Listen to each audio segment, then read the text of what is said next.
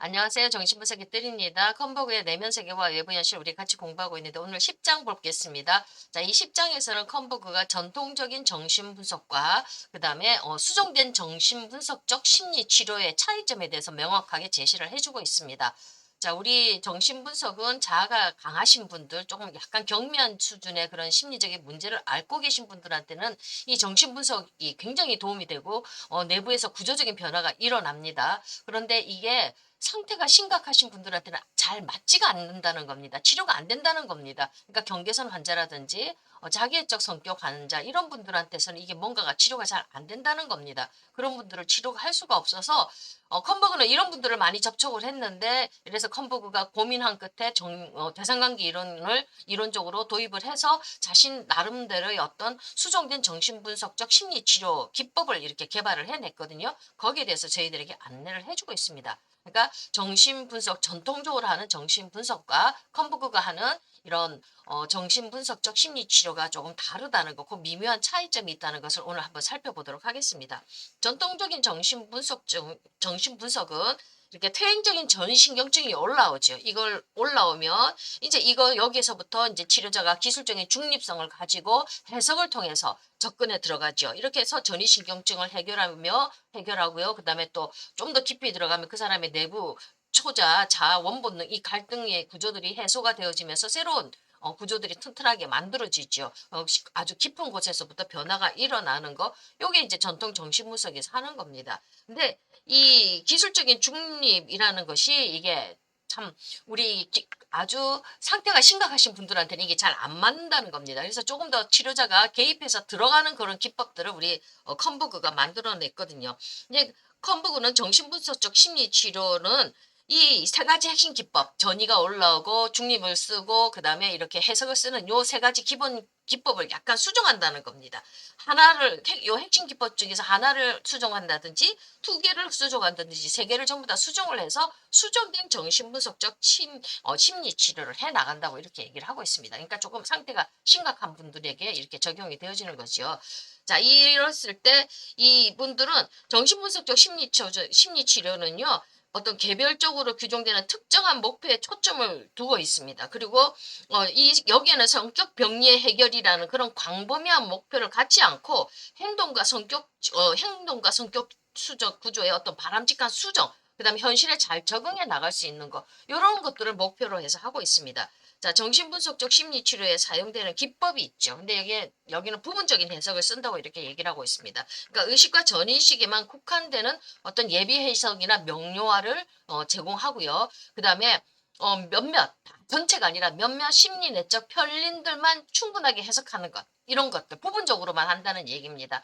자, 이렇지만 이 기법도 여전히 분석적인데 무의식적인 어떤 동기와 갈등을 부분적으로나마 표출시켜서 이거를 해소를 하기 때문에 분석적이라는 얘기를 하고 있습니다. 자, 이 사람들은 이제 그 정신분석적 심리치료에서는요, 치료 상황에서 감정을 해소합니다. 감정 해소를 촉진시키려고 노력을 합니다.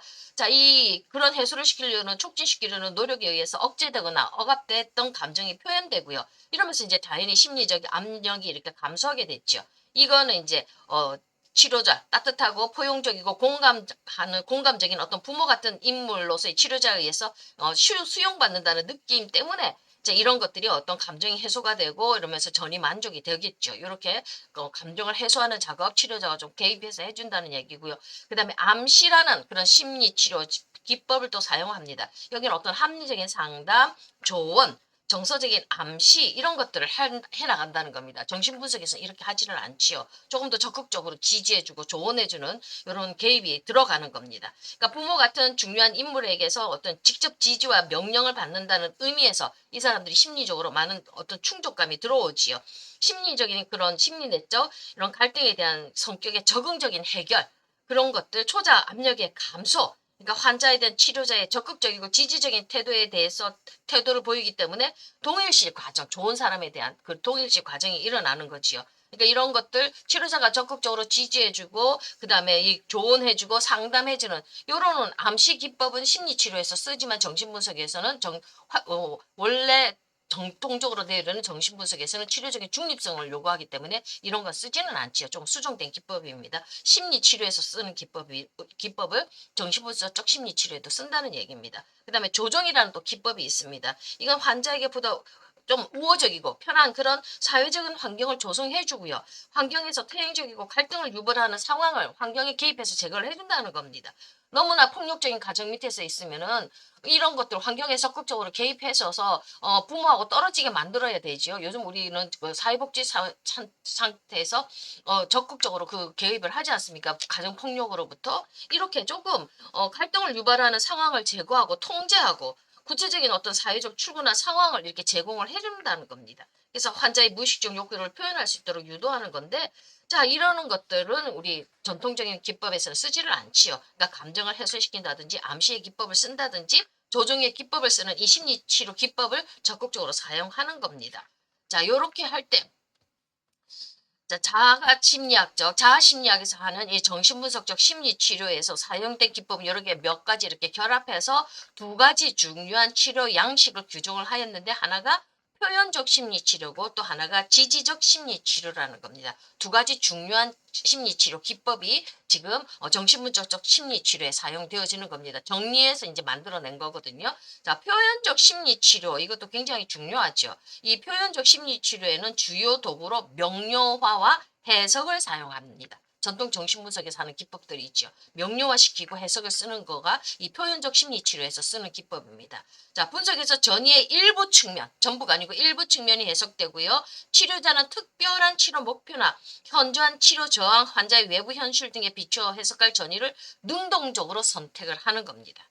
능동적으로 선택하고 여기서는 대체적으로 기술적인 중립성이 유지가 되지만 해석 하나만으로 모든 전이 패러다임을 체계적으로 분석하거나 전이신경증을 체계적으로 해결하려고 그렇게 하지는 않습니다. 조금은 기존의 정신분석과 조금 다릅니다. 그 다음에 지지적인 심리치료 기법을 또 씁니다.